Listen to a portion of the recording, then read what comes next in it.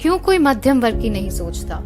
Corona काल में हजारों लोगों ने अपनी नौकरी गंवा दी, तो कई कारोबार बंद हो गए हैं। इस पूरी स्थिति में सबसे ज्यादा असर अगर किसी पर हुआ है तो वह मध्यम वर्गीय परिवार है। इस वक्त मिडिल क्लास के लिए एक तरफ खाई तो दूसरी तरफ कुएं वाली स्थिति है।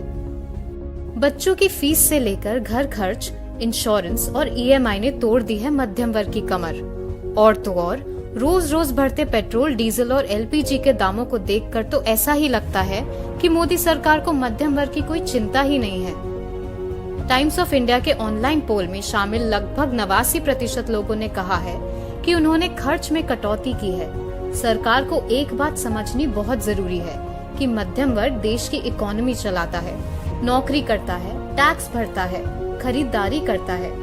अगर उसका घर नहीं चलेगा तो इकोनॉमी चलना भी मुश्किल हो जाएगा। सरकार को मध्यम वर्ग को सुरक्षित करने के लिए भी ठोस कदम उठाने चाहिए।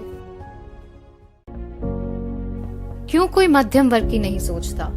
कोरोना काल में हजारों लोगों ने अपनी नौकरी गंवा दी, तो कई कारोबार बंद हो गए हैं। इस पूरी स्थिति में सबसे ज्यादा असर अगर किसी पर हुआ है तो वह मध्यम वर्गीय परिवार है। इस वक्त मिडिल क्लास के लिए एक तरफ खाई तो दूसरी तरफ कुएं वाली स्थिति है।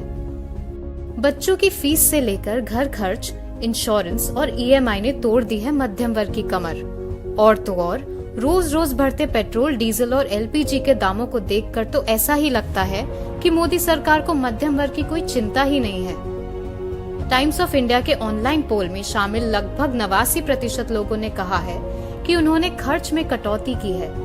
सरकार को एक बात समझनी बहुत जरूरी है कि मध्यम वर्ग देश की इकोनॉमी चलाता है, नौकरी करता है, टैक्स भरता है, खरीदारी करता है। अगर उसका घर नहीं चलेगा तो इकोनॉमी चलना भी मुश्किल हो जाएगा। सरकार को मध्यम वर्ग को सुरक्षित करने के लिए भी ठोस कदम उठाने चाहिए।